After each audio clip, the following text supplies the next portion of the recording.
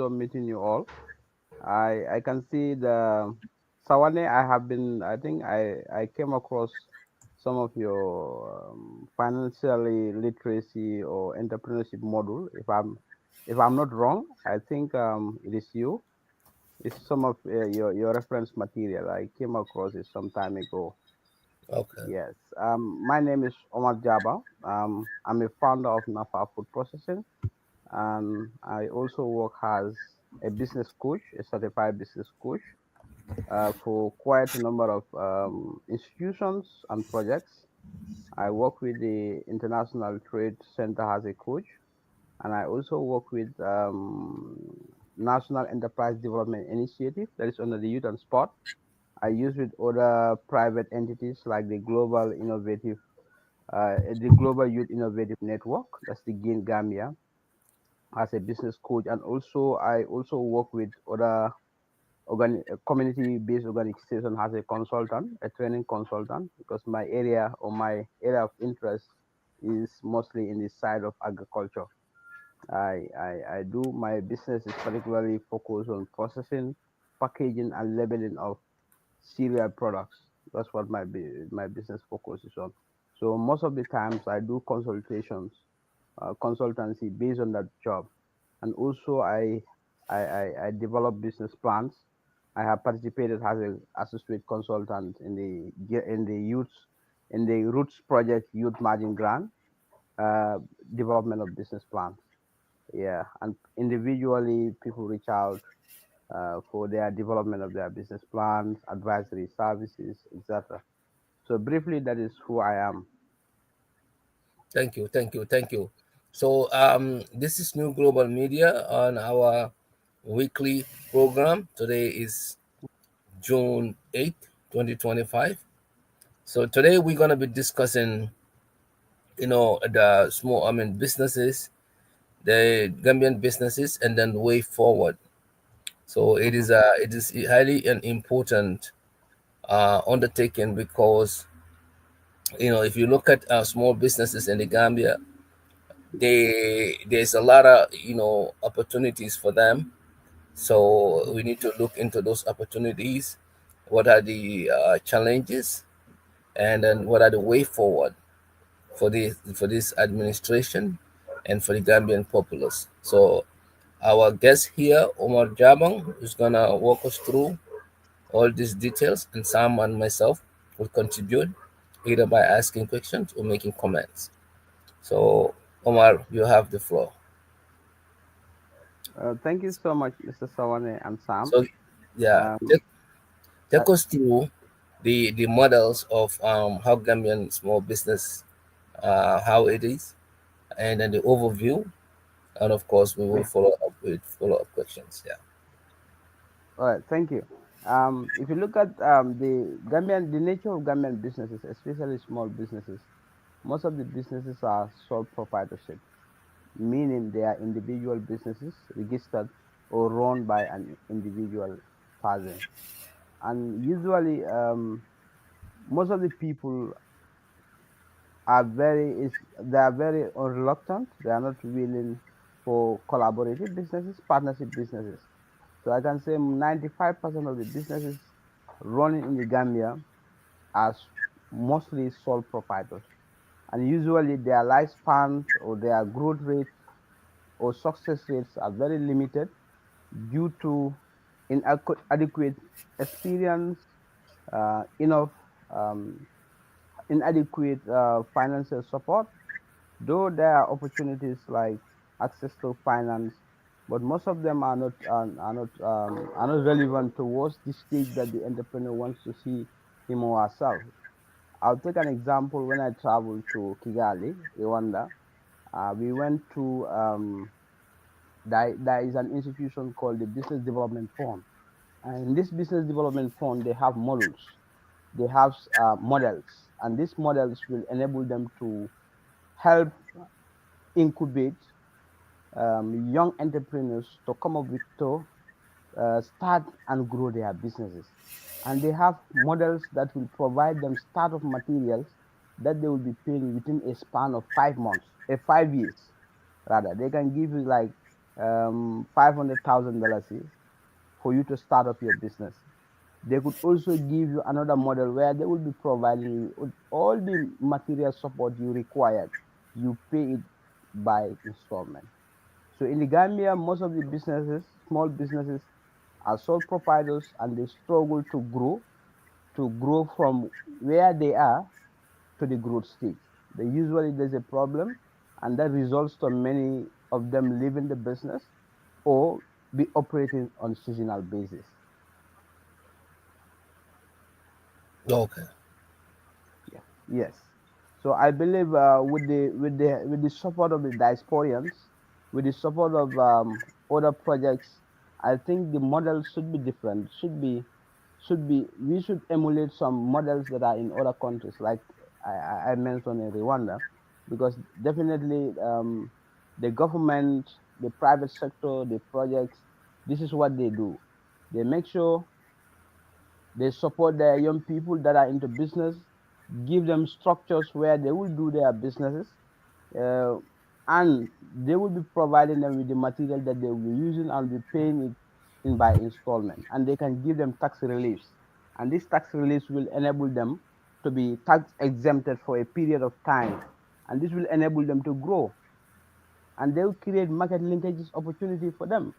I could remember when I visited one of the waving industries in Kigali, the lady told us the president was promoting her product when he traveled to US. It's like he's trying to empower his own people to venture in the private sector, because most of the businesses or the businesses contribute about 40% of our economy. They are very powerful components in term of our GDP. So they should be supported. They should be given what they deserve.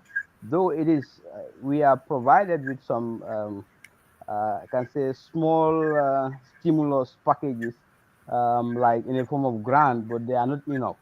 Like a $50,000 is exactly. Somebody who wants to acquire a machine which is more than 100,000, 150,000.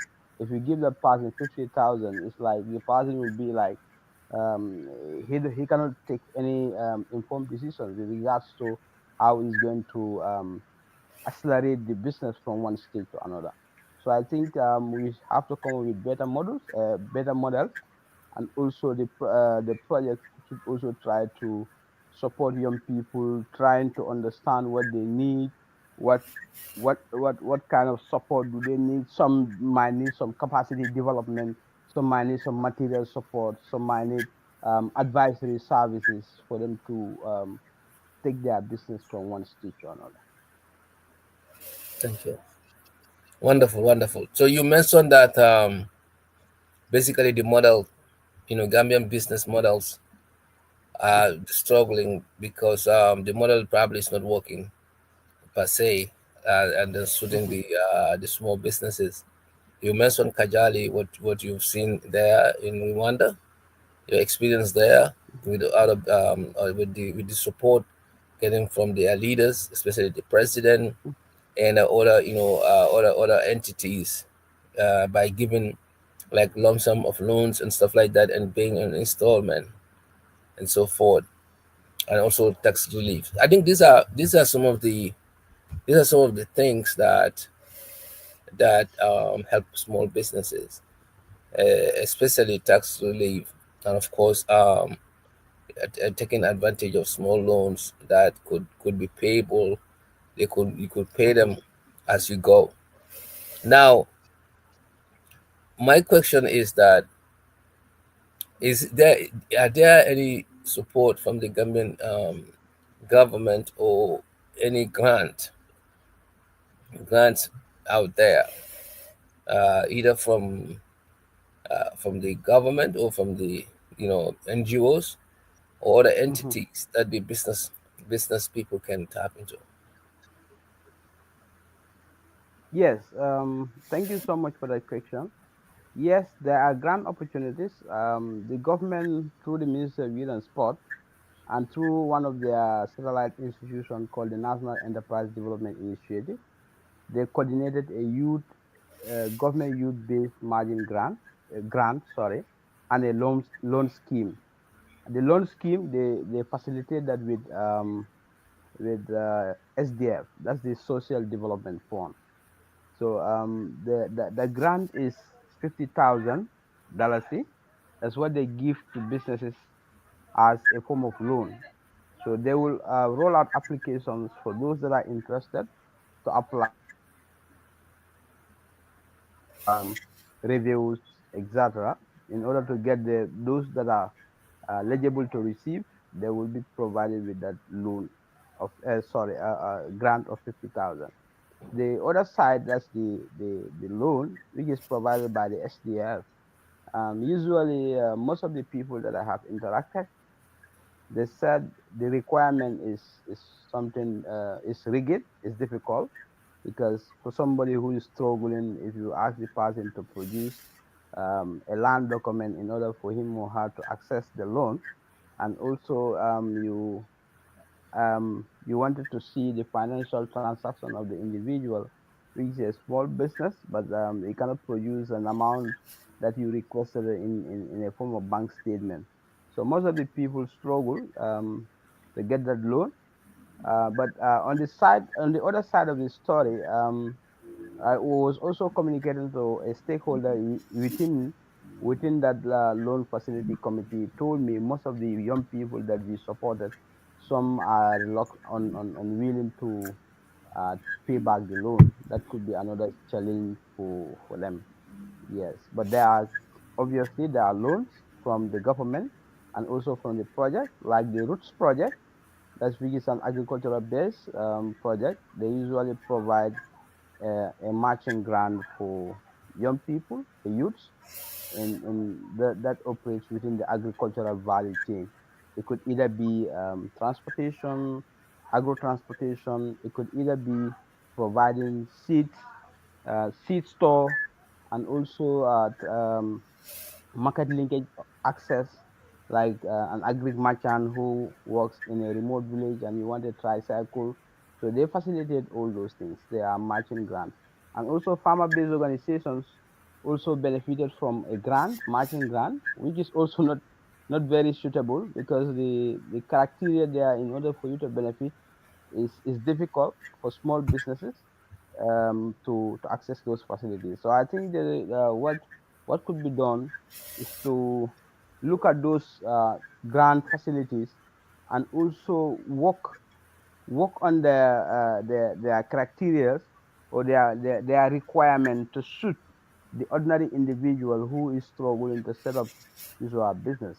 I think that is a very important thing that they should look at, so that many people could benefit, rather than having a very stringent requirement which very few people will be able to have the grant. Yes. Good. All right. So before I come with the other questions, let me let my co-host also weigh in, and then you see if he has questions or if he wants areas that he could want to comment. Sam, you have the floor. Yeah, thank you, Mr. Sawaneh. Thank you, Omar. Omar, thank you so much for diving into this small business aspect of our development and in the Gambia. So thank you very much for that. I think I'll start with a question. The question before I get into comments part, the question is, with these small businesses or entrepreneurs that are trying to get into business and get a that small loan of 50,000, do they go through? Is there any facilities in the Gambia where they can go through a formal training of how to run a business? Do they have that? Do they go through that? Yeah. Yes, of course. That is available, but not some of the people might not have access, because there are a lot of entrepreneurship ecosystem within the Gambia. I mentioned few of them during my explanation. I Yep. have the chance of working with them. You have the startup incubator. They run an incubation program. You have the National Enterprise Development Initiative, that is under the Ministry of Youth and Sport. Their main mandate is to provide entrepreneurship trainings And also you have the Global Youth Innovative Network. They also intervene in the area of providing capacity building training for youths, women, etc. There are quite a few of many Yeah. of them in the country, but Okay. also what they should do, what they lack is they need to synchronize their trainings and also have a database that will keep track of who is trained in which institution and on which model, because sometimes there's always a duplicate of training programs for individuals. You can see if I am exposed and they know me, I can do 2 or 3 programs or training packages, while somebody in Basse, somebody in the last village in Koina might not have even access to those training packages. So it's important that a database is provided within these ecosystems to understand who needs what, at what level do they need this training, not just to handpick or do a selection criteria that will favor only those that are within the greater Banjul area, but at least they should look at programs, activities that can span, reach out to other communities that are very far from the capital city or the greater Banjul area. Thank you. Very good, very good. Yeah, the reason I asked that question, I know you explained some of these institutions there. What I see is still the lack of understanding of running a business. That's what I see in the Gambia with people, because you'll see a lot of people getting into business because Tom and Jerry are in business, because Sam is in this Yeah. business. They want to go into that same business. If Sam buys a car, they want to buy a car, regardless of whether they can afford it or not. Whether it makes sense or not. If if Omar start to get a brand new motorcycle because he opened a shop, and then next person is also going to get to Omar's level by getting a motorcycle, whether the business can support that or not financially. So I see that kind of thing happening in the Gambia. That's why I'm asking all these questions, because I believe people are running business in the Gambia that don't know how to run a business. They are in business because people are getting in business. That's why they got in business.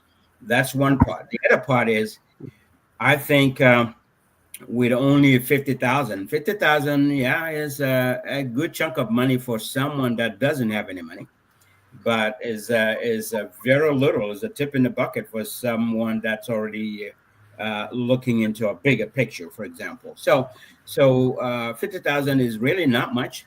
It can only allow someone to go buy something and then and then come and sell it as retail. Go do a wholesale, buy a wholesale, and come and sell it as retail. And that is very slow process before they can go through all of that inventory. It takes time, and they taught how to even manage inventory. What is inventory management? How do they turn the inventory? What is rotation? There's a lot of things in inventory management, and I see that a lot of people get into selling stuff when Mhm. they don't know the real business and what they do. And one of the most important fundamentals in running a business is knowing customer service, and customer service is lacking in the Gambia very well. I mean, I was in Gambia in 2024. I was in Gambia in 2023. I was in Gambia in 2022. And I have been to different places. I've seen how people interact. I've seen different stores um, from small gas stations to supermarkets. I walk into different places and small supermarkets as well, and the way they really interact with their customers is, to me, that's nothing. That's no customers. There's no customer service there. They don't know the value of customers. So, and if you want to get into business, not only you get that fundamental training from these institutions that you said, that trains entrepreneurs, but one important thing is the customer service. If you lack that in a business, your business is not going to be progressive, because you're not going to meet the demand of the people. You're not going to fulfill the expectations of the customer, because customers have expectations. And if those expectations are not met, they can easily walk away and leave you and go somewhere else. I mean, how do you handle customer service? How do you handle customer complaints when people complain about your product or your service? Instead, in the Gambia, what you see is you will see the business owner arguing with the customer. Instead of working with the customer and making sure that the customer is satisfied, so they can come back, they don't do that. They will instead argue with the customer and end up sending the customer out, which drives people away from their business. And these are things that I see that they are lacking big time, big time. They are lacking that. I'll give you an example. I went to a shop, and I think it's owned by Lebanese people. And I'm not trying to put Lebanese people. I'm not stereotyping, but I'm just saying. I went to one place where the owner or the operators of that business are the Lebanese, and then you have Gambian employees there. And I got to the cashier and I had a question, and they said, "Talk to the boss." And she said, "Talk to the boss." The boss is in there. He is on the phone. He is talking, and I stood up right in front of him, and he went like this. So to me, meaning, give me 1 minute. To me, I mean, the way he even interacted and did things while I stood there and watching, knowing that I am a customer service expert, and I know what he was doing was completely wrong. That's not how you treat people. That's not what you do. When a customer comes in, no matter what happened, put the phone down and take care of your customer. Talk to them with a smile in your face and take care of them, and let them let them go so that they can return. But instead, he stayed on the phone, and I had to wait. And I said to myself, "Oh my God, this is Gambia. This is how if this is how they interact. And no wonder why their business is not going to be where they need to be." I also walk into some places. I see a lot of empty shelves. I mean, you cannot sell anything out of an empty shelf. If that empty shelf is for batteries, I'm just giving an example, batteries and light bulbs, and you're out of them, well, guess what? You're out of business, because people are going to walk in the store that day trying to get those products, those items. And if you don't have them, you lost business. So, and customers need dependability. They want to be able to go to a place for the same thing that they normally get and go there and get it every day. They don't want you to be out of it, because if you're out of it, now you inconvenience the customer to go somewhere else when they don't have that time. So I see a lack of customer service big time in there. And I don't know if they actually teach them customer service, not just running a business. Yeah, running a business is one thing, but how you handle your customers is the most important fundamental that you don't, if you miss it, you're not going to make it. Thank you. Thank you. Yep. Back Yes, to you.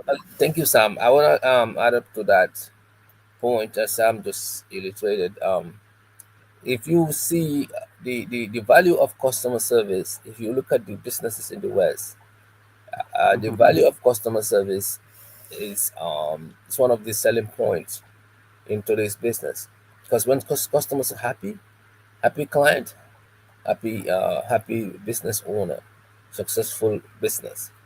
Because once you get customer base, you are straight. That means you there's a continuity on the sales that you're doing or the services you're providing. Once you don't have customer base, then you're gambling. So what Sam explained is a pure example of lack of customers good customer service, because he patiently was there waiting, and this guy is on the phone. First of all, it doesn't show the professionalism, shows lack of professionalism, because a professional person, you have to you know pause and try to fix the situation, or try to prioritize the situation, or try to make this person wait, or this is a time, let me speak to this, let me do this, let me do that, make everybody understand that you are paying attention on them. So this Mhm. is a big issue in Gambia and Africa as a whole when it comes to businesses there, because we take it we're used to this thing, maslaha. They we will understand. You know what? Let me just, this one is more important. But at the same time, people's perception about you as a business owner is very important, and this is why these trainings are needed. Like Sam was saying, is there formal training with business owners. To have people just jump up and then say, I want to do a business. Yes, any Tom, Dick, and Harry can do a business if you have money and probably you have the passion for it. But the point here is it comes with certain technical skills, certain skills, I would say, that will put you at advantage. So this is why trainings and even having like seminars, for business owners to spend money on creating these seminars, these avenues where their employees can have more skills in sales, in customer relationship, in how to go about their businesses is very important. And another thing is like I was mentioning earlier, if the support is not there, meaning every start of businesses there are always a need for support. If the support is not there, it's going to be hard. Either the support can come from the government entity, or it can come from the private, or even community-based support, meaning people that can come in and become shareholders. They can put in some money, and they will, Combative funding. later on when the business grow, they can get their share, as a shareholder. So these are all ideas that should be trained, or that should be communicated with the small businesses. Like today, Omar, you have a candy store, and then we want to make it big. We want to make it the whole, like, region, of Combo, or perhaps outside. There are opportunities that you can find people who can invest, and they have a share, by because you don't come up all the money.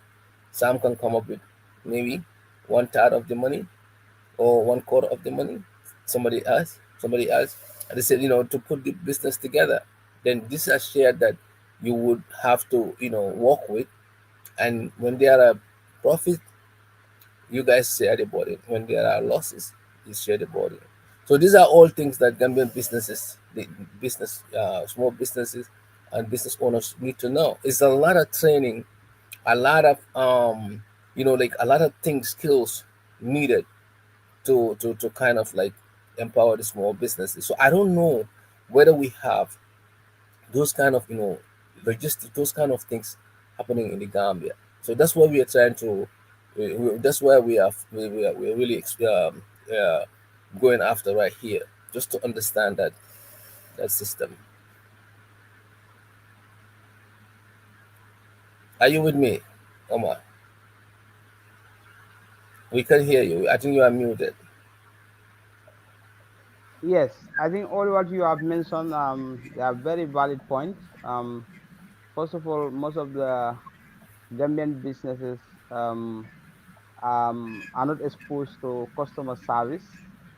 Most of us small businesses, when you go to them, it's difficult for them to attend to you very well compared to our neighbors like Senegal. People always mention. Um, we are very different in terms of customer service because you can go to a shop.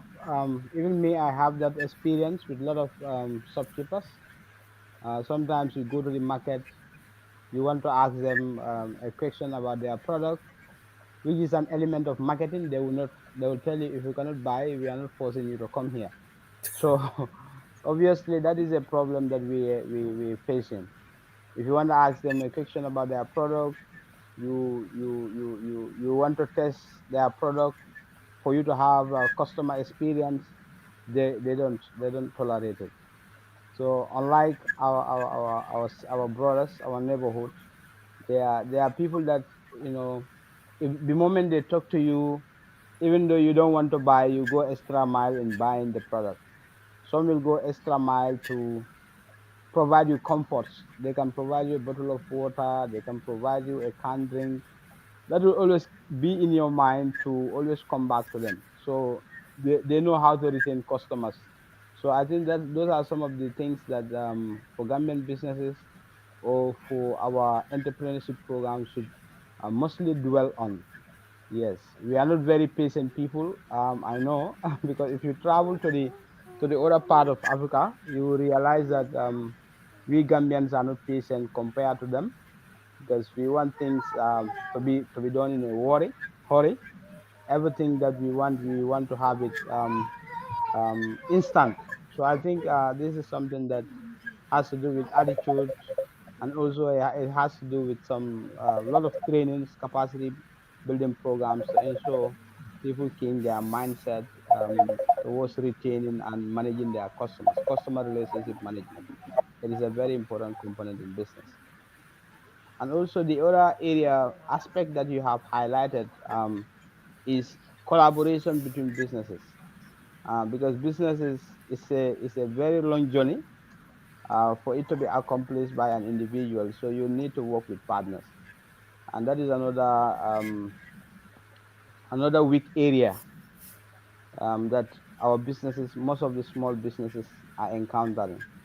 I could be doing processing while I have 3 or 4 people doing the same thing, but coming together and operate that business as a single entity becomes a problem. So that is also killing our businesses.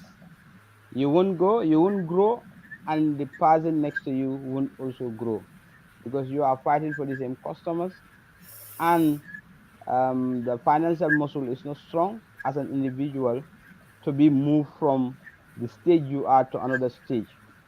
So we are also have to work on collaborating, networking opportunities to ensure we um, form partnership businesses that will enable us to run companies that will employ people, that will employ a minimum of 50 people. So at least that is going to be a huge contribution to the national economy.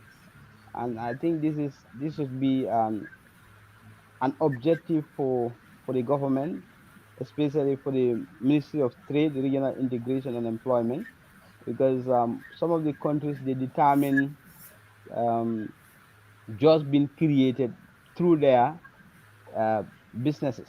Because any business that they support, they ensure that your key performance indicator is to create an employment for 1 or 2 people.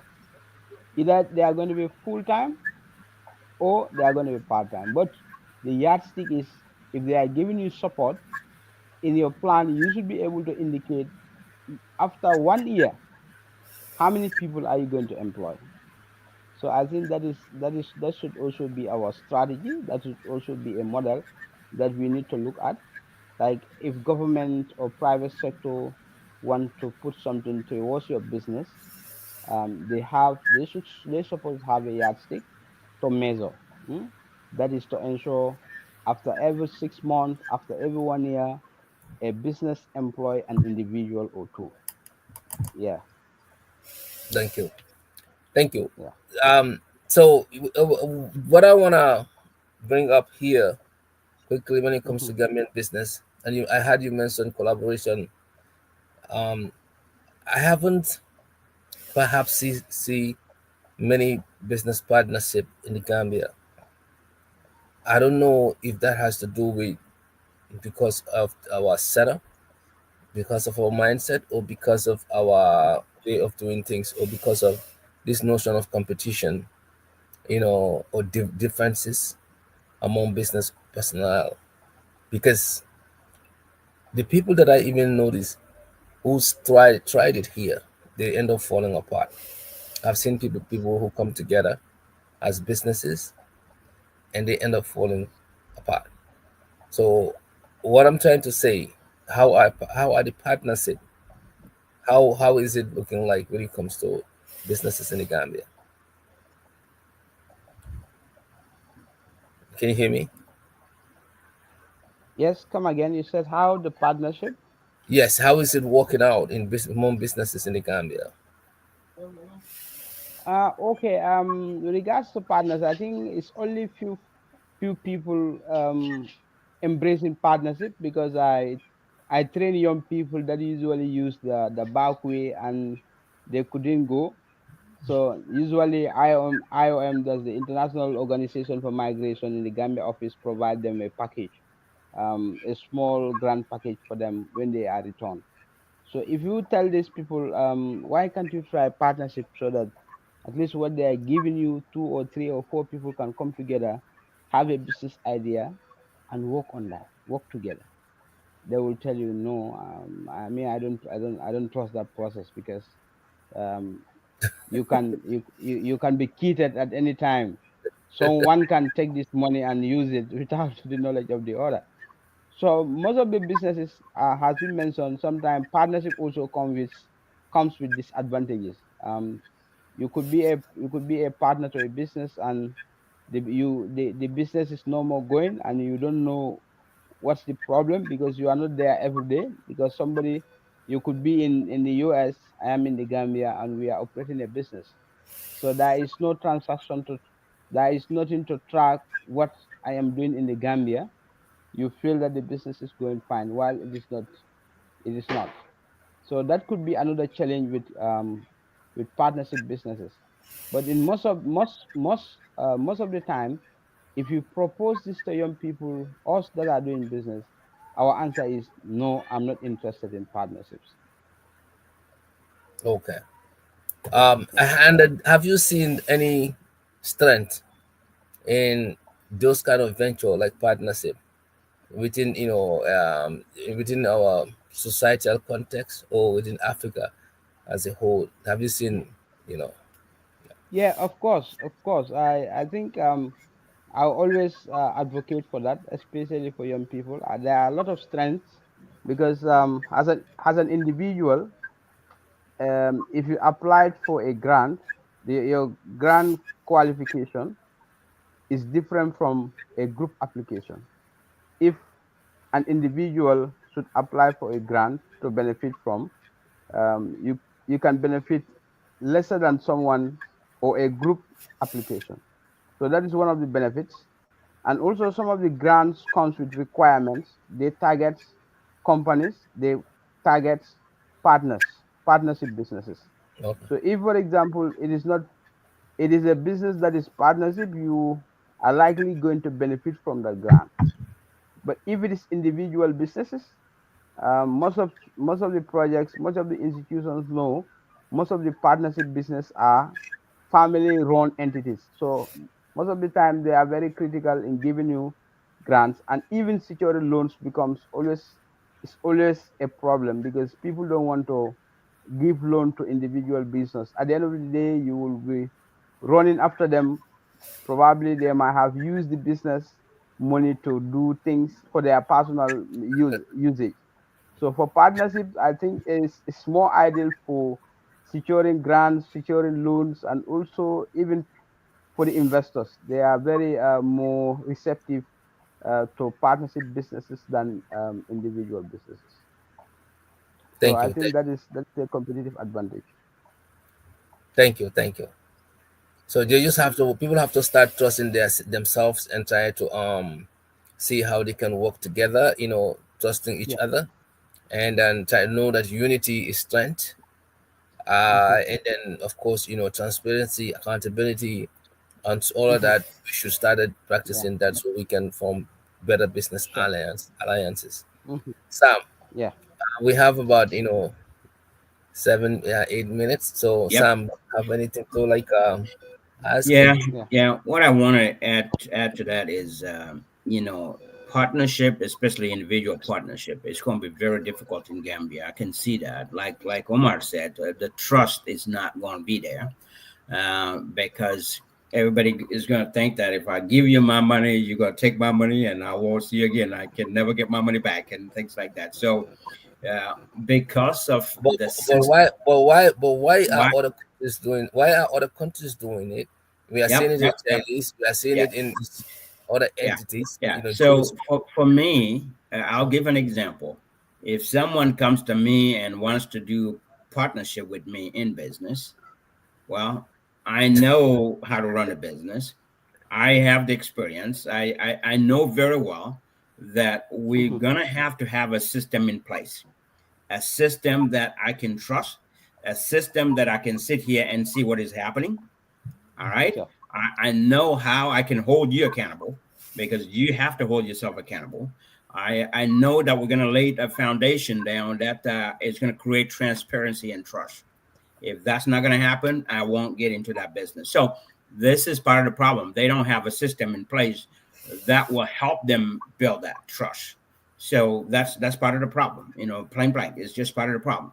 Now, the other part that I want to say though is the government's role in small businesses, because I think even though there are grants being awarded to entrepreneurs to open businesses and things like that, I think the government also has a key role to play, and that key role to play is to create competitiveness, like competition, to create competition among the businesses by not allowing only one person to do everything. For example, if you we have a cement problem in the Gambia.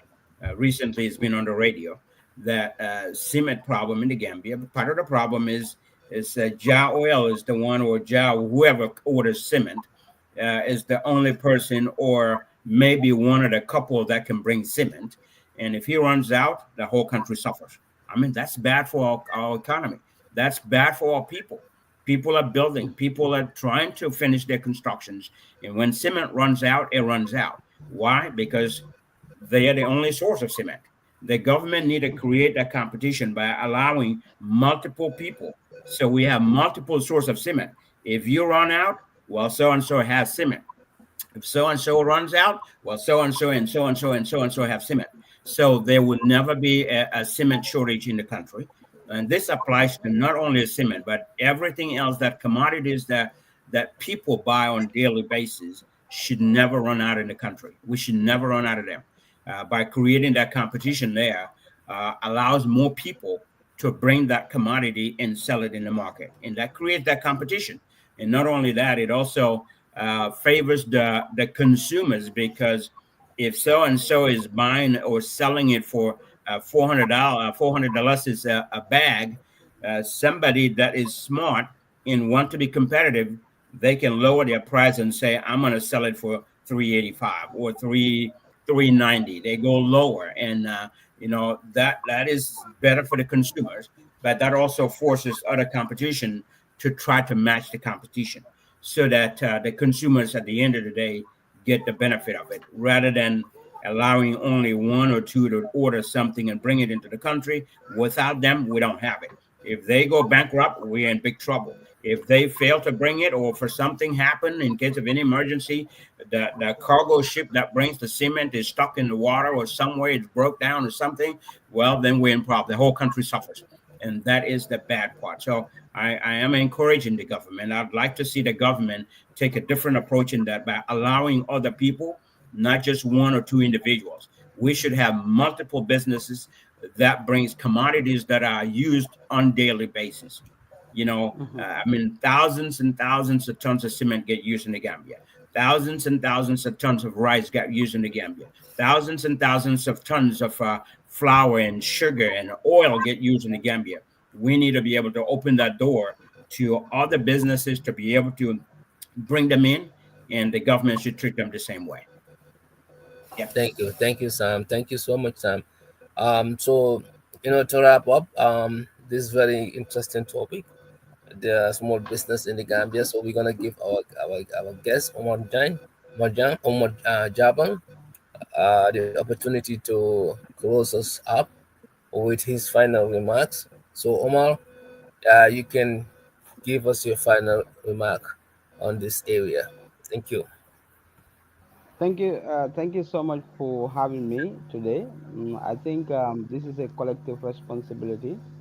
I think as a Gambian who has part of the small businesses, people that are creating employment for ourselves and other young people, we need the backing of the private sector. We need the backing of the government.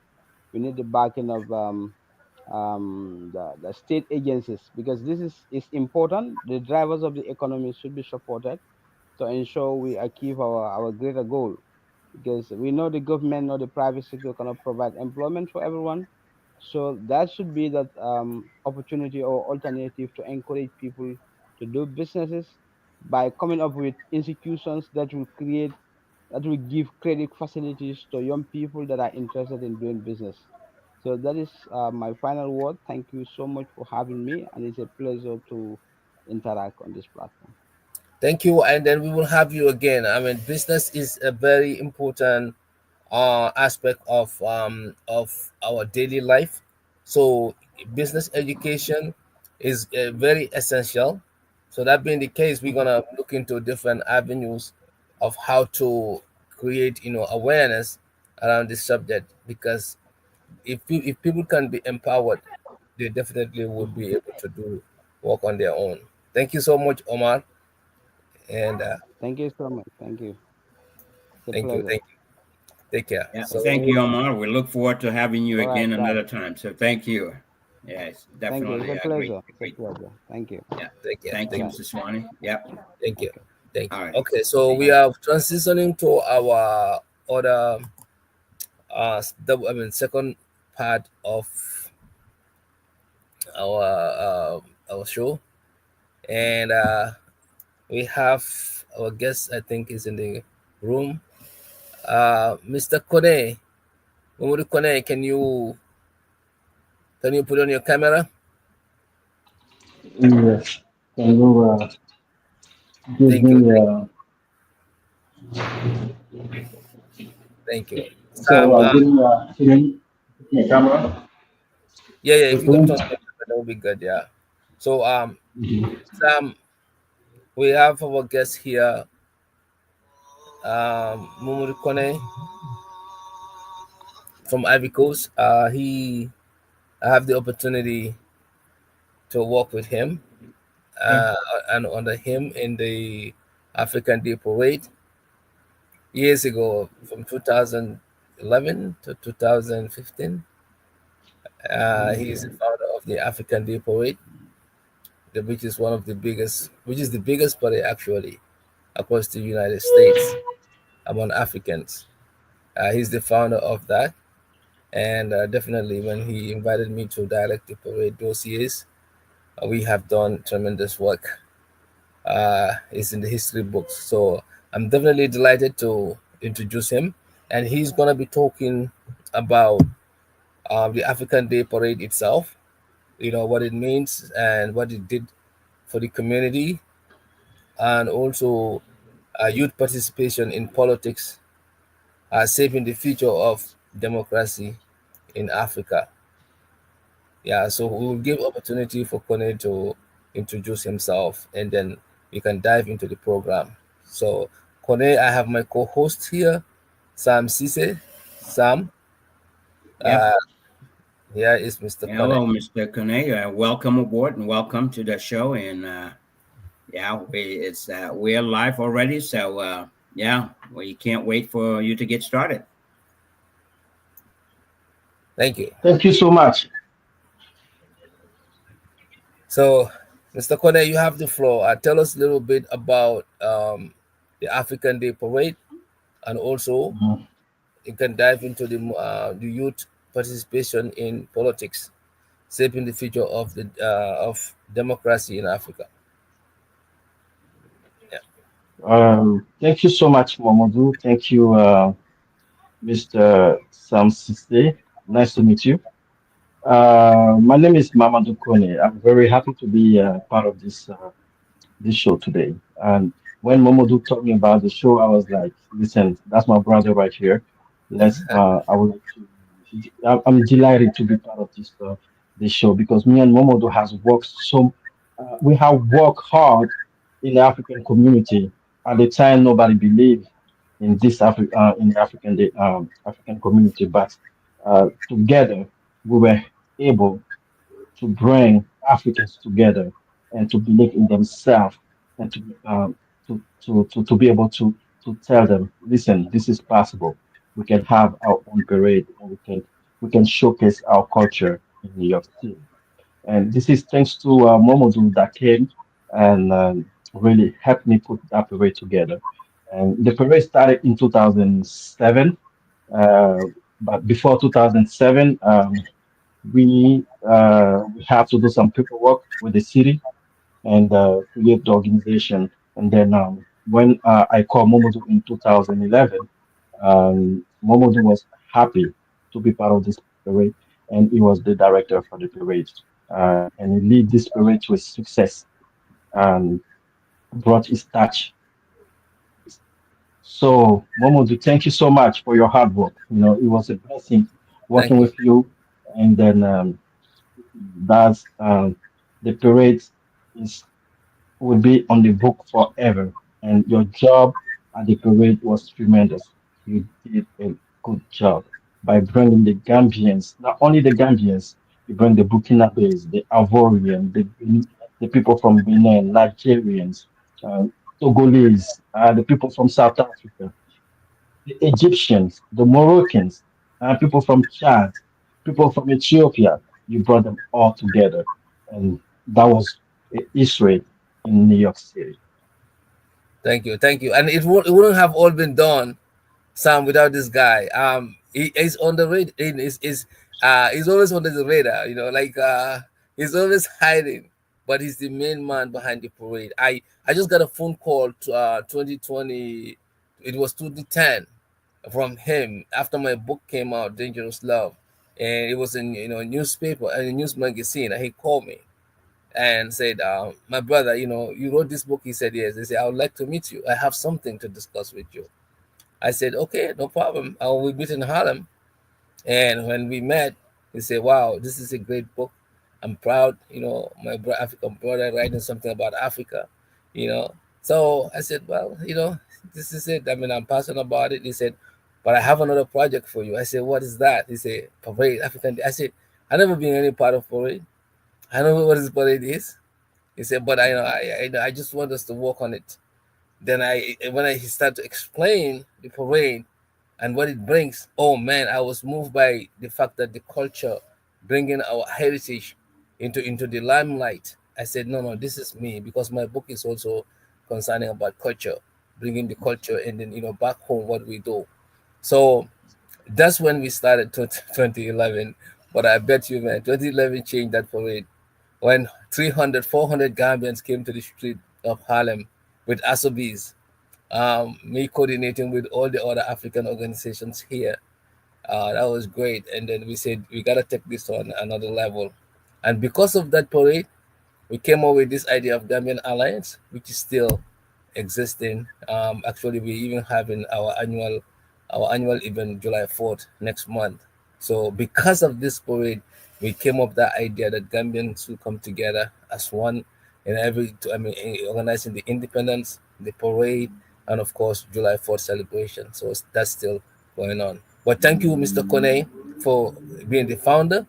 When you are founding this organization, I wasn't even probably I was around, but I didn't know anything about it until you gave me that phone call. But he's the man behind them, and then like he said in the history books, because since we left the parade to 2015, it has never been done, and of course, due to different reasons, that's why we couldn't proceed.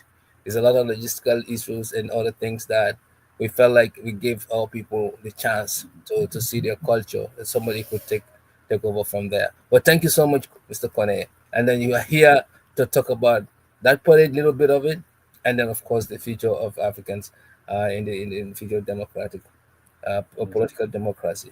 Thank you. So You. just jump right in. Sam and I will be asking you a question, of course, but if you can just, we have about 30 minutes or so. If you can just give us a little bit about African Day Parade, and then we can go into the second segment, which is the future of the youths in empowerment in African politics and so forth. Yeah.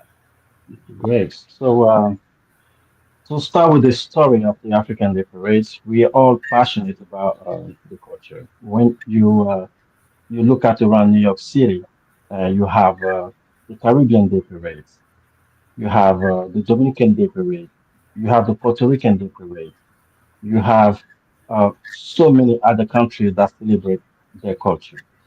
And as Africans, when we go to those parades, and you don't see the African culture rising, or you don't see no African countries showcasing the culture, that is a big alert. And as an African, we couldn't stand by it, and we have to do something. We have to come together and have our own parade.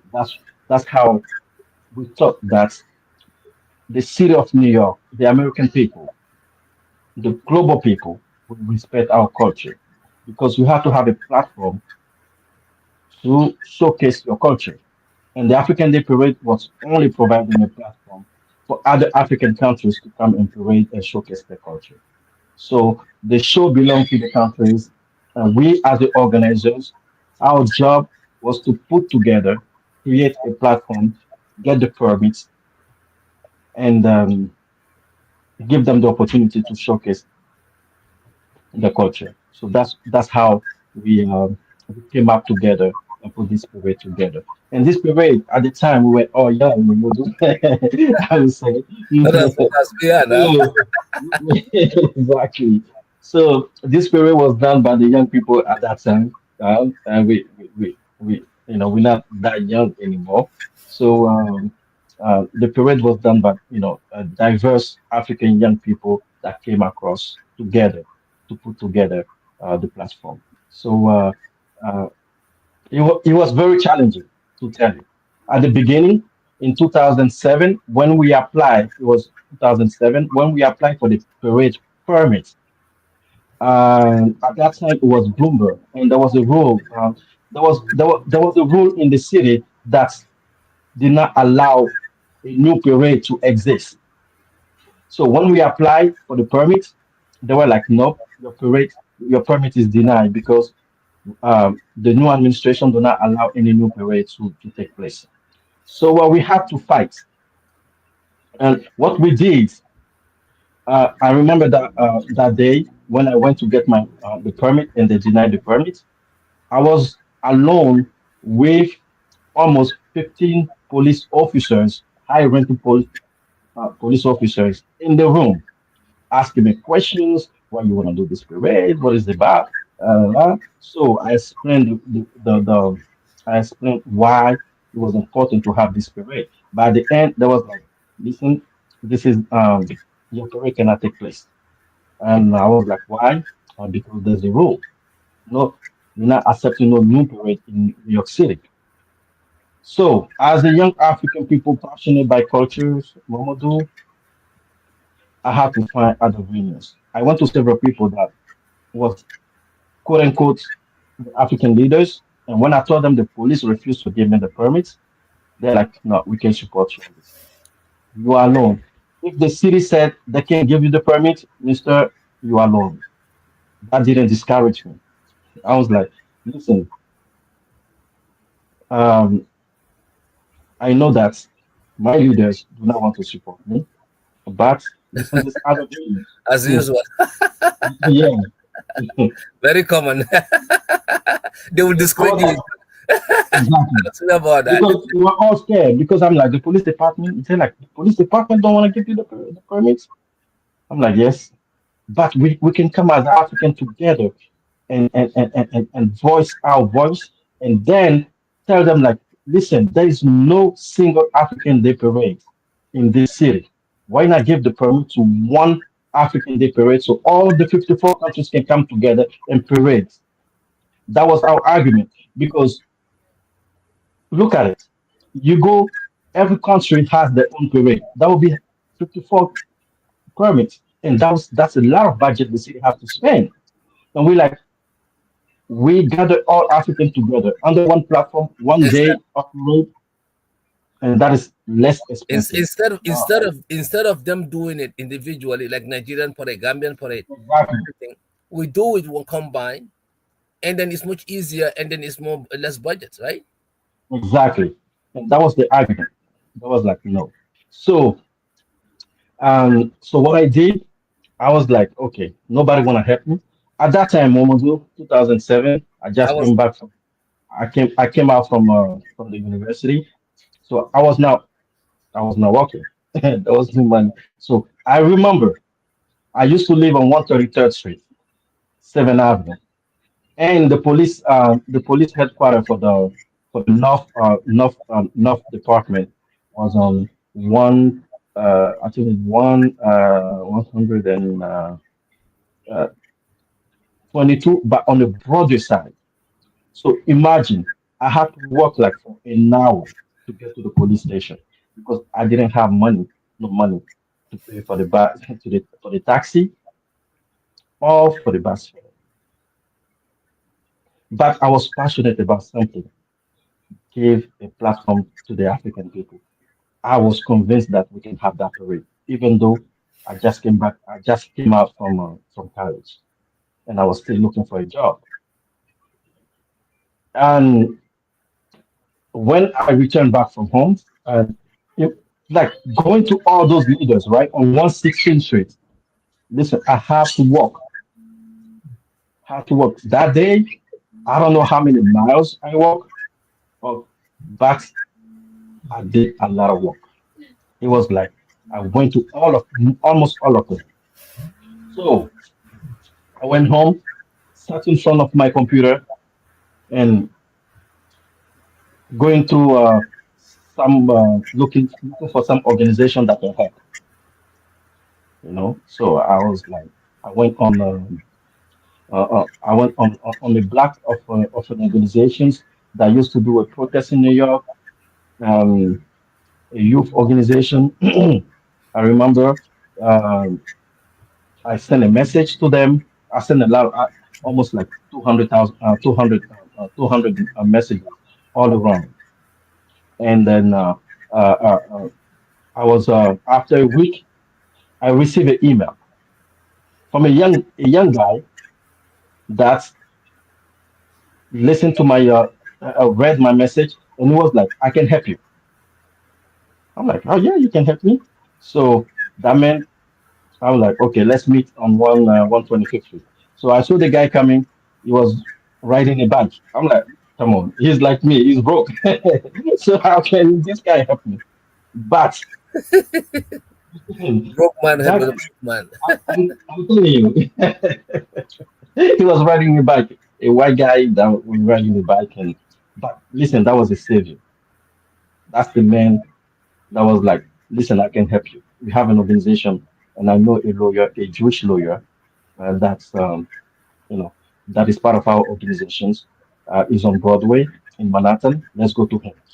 That's when uh, we took the problems to the guy on Broadway, and then the lawyer he sat down with me, and I gave him all the paperwork, and he was like, listen, we're going to do it for free.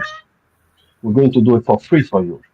So they reach out to the police, and they gave an ultimatum to the police department.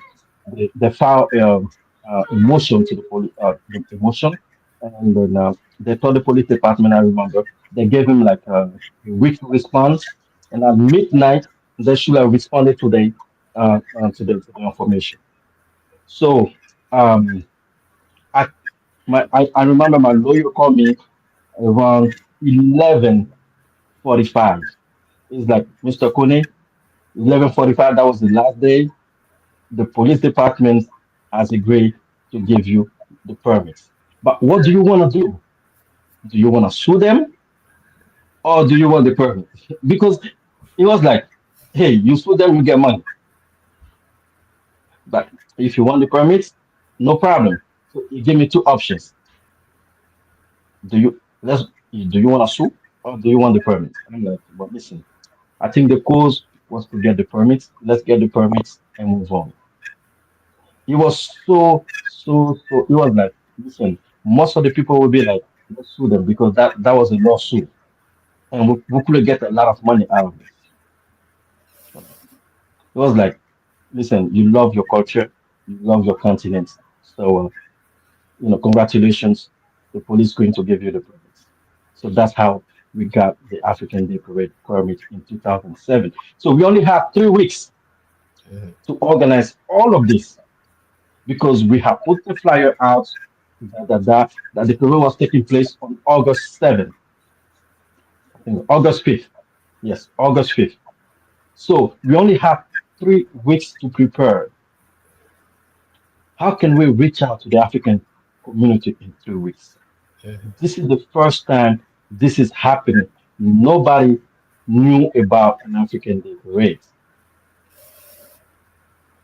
So that was the challenge we have to face. So we have to go all around all the African communities. We couldn't reach out to everybody, but the ones we know, that's what we did. And imagine at that time, Facebook was not famous. Probably there was, There I was don't know no if it was Facebook, there was no WhatsApp, there was no social media. exactly. So imagine the traditional way. We know that the Africans restaurant was on 116th Street, and there was Africans in the Bronx. Then there was no Facebook, there was no social media. So Yeah, you all the I promotion had to be done physically. yeah, I share You that have- experience with you because Mhm. once we are promoting it with the goals, remember the teams that we move Yes, together, we have to go to strategic location and then exactly, clean in other areas and then go and drop the flyers there, and we will work in the exactly, street and then making it visible with our African Day Parade t-shirts and so exactly, yeah. But go ahead. exactly. Yeah. I'm telling you that was at that time, it was so amazing having the young people, the people with you going at night, putting the flyers. Momo, do you remember putting the flyers on the street at midnight? You know, you can go after 2 a.m. in the morning. You're just passionate about something. You just want people to know that there's something coming up. So we have to do that. We didn't have no funding. So everything was out of pocket. So imagine the day of the parade, we were, listen, the day of the parade, what we were not expecting, that's what we got. We did our promotion and leave it to God. God help us, and God really help us. First African Day Parade took place in 2007, and it was amazing. 116, I remember we started from 112th Street on Lennox Avenue, coming on 116th Street, going to 116th Street between 7th and 8th Avenue, and then going to the park, Morningside Park. So that's how the African Day Parade starts. So 2007, 2008. Momodou, you came on 2008, right? No, That 2011. one, no, when you saw the parade for the first time. Yeah, I think 2008. Yeah, 2008. So so Momodou experienced first the parade as an African, As like yeah, as an observer. as an observer, you know. So and most of the people we got for the parade, that was the same thing. So that's how the parade starts. And Thank you. we got 2007, 2008, I think 2009, and 2010 we didn't do it. So I reached out to Momodou. Hey, listen, I'm kind of tired now. Please come and help. That was my plea. Come and help because listen, I did 2 editions already. I'm tired. So come and help me, brother. And Momodou responded to the call. Thank you so much, Momodou. Because of you, we were able to do it in 2011, 2012, 2014 until we finish this parade. And we're like, young generation is your turn. Take it and move on. But The legacy is there, the blueprint is there, everything is there. So Sam, exactly, this is really really Koney. Like I said, he laid down that foundation, and everybody we gotta give people their flowers when they are alive. Instead of waiting until we are not here anymore. So I told him he deserves more than that humanitarian award even. So we have to thank bring you. him up. I got the humanitarian award, but he these are the people behind my success because that award wouldn't have. First of all, it was for GYO. Definitely, that set me off. Everybody who knows Gambian Youth Organization and the work we've done through there is the transformation, bringing new leadership, and coach them and mentor them and still be there with them and be me as a founder also, serve as a leader there for over a decade. All these things prepared me, and of course, people like Koney having to open that door for us to exercise our the host of it's another challenge because we're talking about Gambian communities problem. African communities problem is is thousand times more. I've never seen More Anytime, fire over there. hundreds and thousand times more. I'm telling you, Yeah. when I on that, everybody moving, trying to move you into pieces. You nearly get torn into pieces because this person is pulling you, this person is pulling you. Different energy, and you have to bring this whole thing together. And a Mm. constant meeting with Senator Bill Perkins. May his soul rest in peace. And of Yes. course, all those great things. The blueprint is there, like Koney said. It's the one thing, one fundamental thing that touched me was when my mom watched the African Day Parade in 2014, and she cried because Mm. of what she saw, the culture, Makes sense. display of culture of different country. I mean, Exactly. overwhelming love. The children, coming out and know Africa is something. African Yes. Americans walking alongside of us and say the motherland Amen. is here. Mm. This is what we've been waiting for. So Exactly. all that it brought out, different artists also from Nigeria, from different places, coming to Yes. perform. Skone, the stage management. I mean, like Uh-huh. everybody, like trying to perform in that stage. So we do the parade, Exactly. you do like for like an hour or so, and we go Mhm. to this big open Marcos Garvey Stadium, and we Yep. have this festival there where different artists perform different songs, food, drinks, sponsors. I mean, yeah, this man all came up with all that idea to have those have us exercise that, and it's something that we love it to continue, but the bandwidth, the logistics, Mhm. and the The energy. energy. On top of that, The people use energy. that as a scene of crime, as an opportunity to create crimes too. People, gangs meet up there, and then Mhm. also that's another hassle that we went through. Different gangs from different African countries, and then also they're undermining, the parade by fighting and stuff like that. We went through a whole lot, but again, Kone, I want to thank you for that.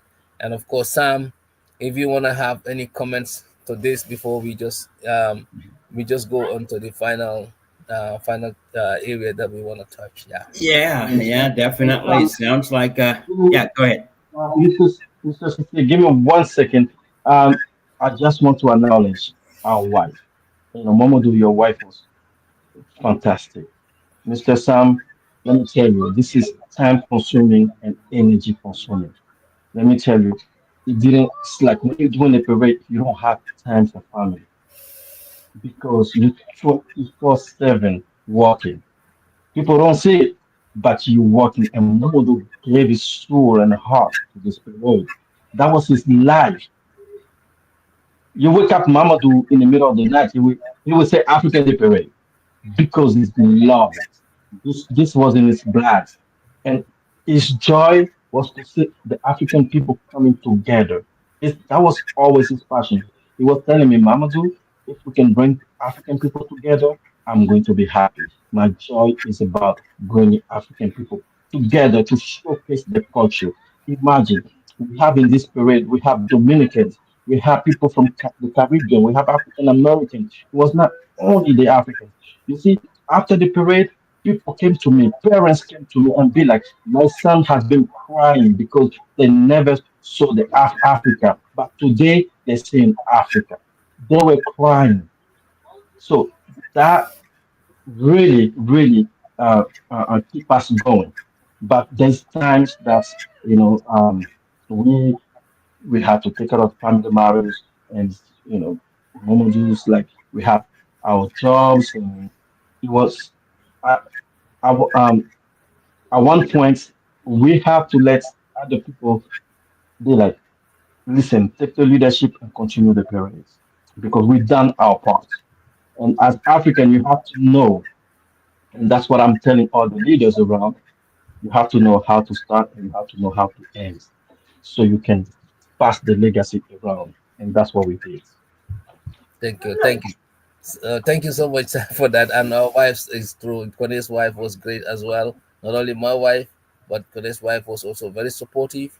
I remember like when we used to take like 4 days or 3 days just for the parade from work, renting a truck, that I have a special driver that we have to be a special team crew, making sure that Exactly. the segment has to be, because you can't afford to miss anything.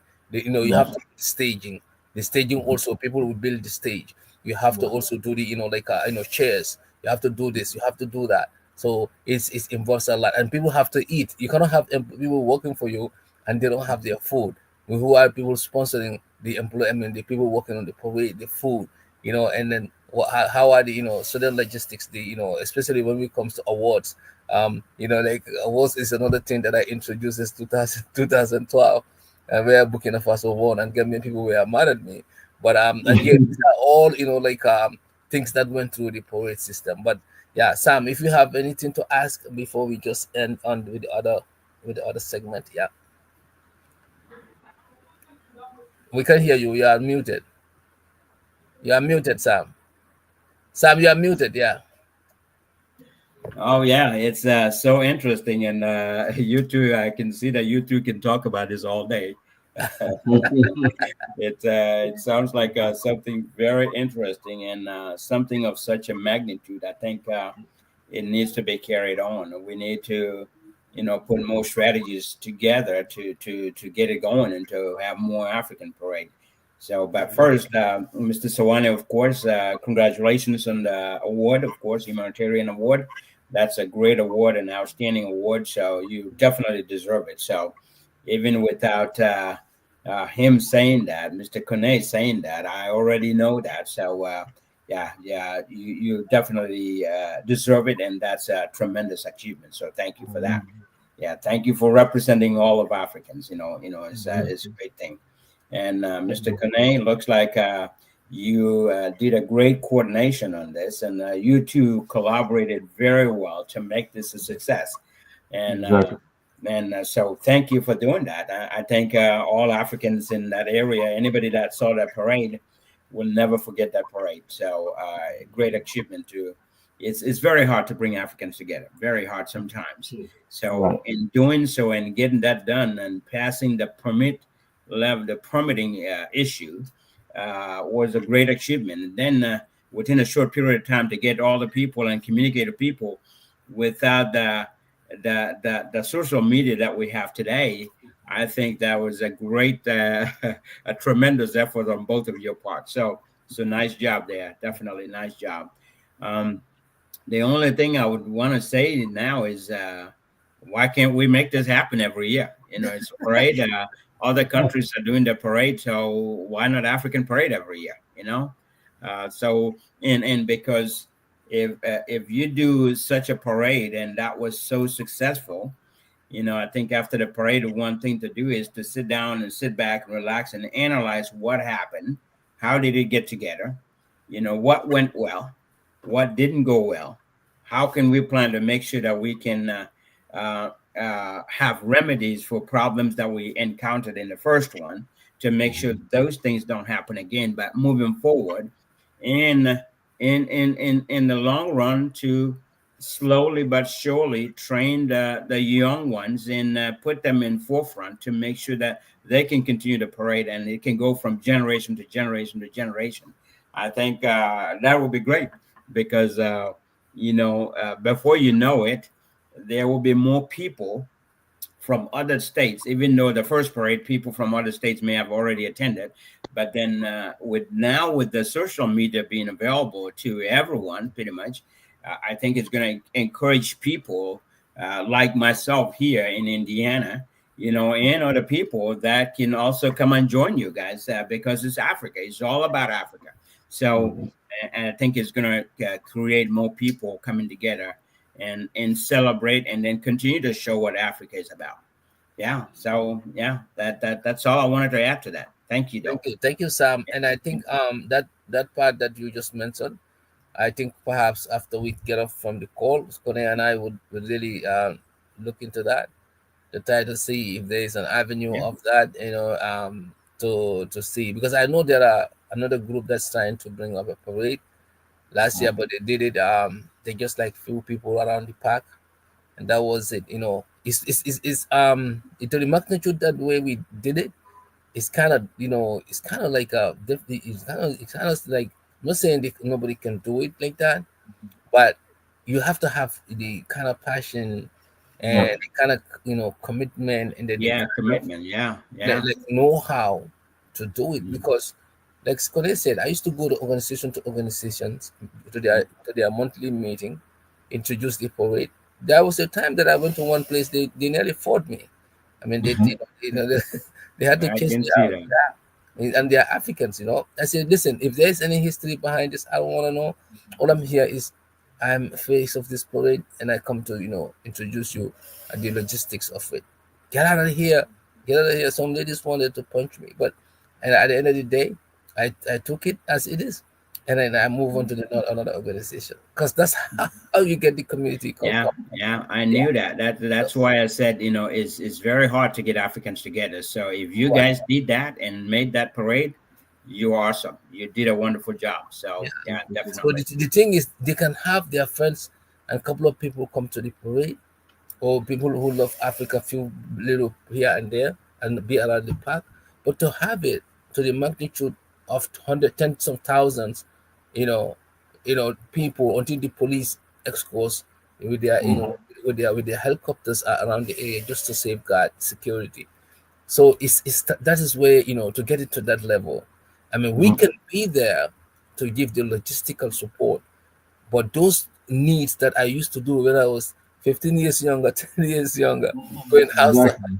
getting meeting to meeting, those are things that you need somebody who as Yeah, passionate as I was Mhm. at that time, yeah, and who wanted to give it all, like Pekone was saying, until I was turning gray, Mhm. and all of that. So you need somebody like that. So this is this issue. Whether today's generation, they can produce will that. be willing Like, to do like, that. like I said, they did one last year. I went there. I was laughing. I mean, like what you can count people. I mean, and they call it a Yeah, parade. I not mean, well coordinated. Yeah, I'm yeah. sure. Not Yeah, that they can't get the people out, because in order to get the people out, people have to have a buy-in. If you see yeah. Burkina Faso's float 2010, 2012, I mean Hmm. Oh, yeah. 2012. Oh, well I mean, decorated. that's if you go Google that, I mean, your body will throw down. I'm telling you, man. And Yeah. other communities, how they came out. Mhm. Put that Yeah, You back see the Gambian people coming out with the culture. culture. Listen, that make you proud. Everybody at 300 people with Asabi, and they have to Mhm. spend money on that, each of those days. wow, wow, I wow. mean, Yeah, so you see how much we sold the community. How did I sold that idea to those communities in the Gambian culture, those yeah, organizations? yeah, Because somebody yeah, got to go and talk to them. So this is why your parade can continue. The idea and the blueprint is here, and the man behind it, everything. The creator is here. But however, the energy, like he said, the time and energy, and of course priorities to be able to go in depth in grassroots level. If we yeah, can yeah, find somebody as passionate as us, we could do it again, and we can have that and help them. So, but yeah, it's a yeah. conversation that we're gonna have moving forward, myself and Koney, and see if there's possibility there, and if we Yeah. can identify people who could handle that. Yeah, good, good. Absolutely. If you guys can do that, I think that would be great. That would be great because it sounds like this first one that you guys did was very successful, and Yeah, we need to repeat it. You know. definitely. Yeah, Thank you yeah. for that But you advice. need people. You need more volunteers from every organization to chime in to have someone that will help pass the message to their particular community. So, or Yeah. respective communities. I think that would be great. So, But, Kone, thank you so much for that, Sam. The youth participation in in the politics, as shaping the future can of democracy in the Gambia. can, Sorry, can in Africa. So, what do you want to say about that? Because I know we want to wrap it up. Um, yeah. as I I was going to suggest since we've been on for a while and this is very interesting and Koney seemed to be an interesting person too. I was going to suggest that maybe we pick a different day to do another one, like Exactly. talk about that. But you can continue. I know I have to. Um, I'm going out of state tomorrow for a company meeting all week, and I have a lot of preparation I need to do today. But Yeah. you guys can continue if you like. If not, I mean, I can drop off and let you guys continue, or schedule for another day where we can all come back to this. But is you're more than welcome to continue. But like I said, I am running out of time here. I Yeah, have to yeah. go out of state meeting So tomorrow. Koney, if you want to do that, that's fine. If you want to talk We can about, pick So a different date. We can pick a different date because that's a very interesting topics that it's you all bring. right. Yeah, see, okay, yeah, sounds good. Sounds good. yeah, yeah, That yeah, was it. yeah. I think African Day Parade alone kind Yeah, of that got us. alone is a long, long topic. Yes, yes, yes, Yeah. yes. So No, no. thank Okay. you. So thank you, us, Sam. Thank you, Yeah, Koney. And Thank you. definitely our viewers will come back to the youth participation in politics shaping the future of democracy in Africa with Mr. Koney. Another yeah, day, we'll let you guys know. That's another topic of its own. But yeah. Koney, we want to thank you so much for coming and giving your insight about how you came up with the idea of African Day Parade, how you implement it, make it a reality, and how I got on board and then kind of help you out, to make it bigger and all of those. So we want to thank you. And then, what is your final words to our guests, our viewers, before we go? Thank you so much, Momodou. Without you, without your support, all of that would not be done. So thank you to you because you came at a time where I was exhausted and I needed someone that can continue the legacy. And you did your part, you did your job, you took this, you directed, you lead the people, and then you make sure that the African Day Parade was successful. Thank you very much, especially to your wife that understood the hard work that you were doing because I remember you didn't have that much time at that time, and taking that time out of your family. So that was your, and so I said thank you to your wife, and thank you to all of the African community, the people that help us make the parade successful. Because behind the parade there was a lot of volunteers that helped the parade. So the numbers of volunteers, thank you to you. And thank you to all the African people that was able to participate. Thank you to all the countries that came and celebrate the culture as one people, as one nation. And this is the future of Africa, like I said. And this African Day Parade is a transition to the African youth to the politics. So African people can understand that, listen, we have to own our future. And because if we own our future, we'll be able to make Africa as a leader in this world. And one Africa is the solutions. We come together one day to make sure that we are the same people. And we as African, we have the same culture and the same identity. So that's what I can say.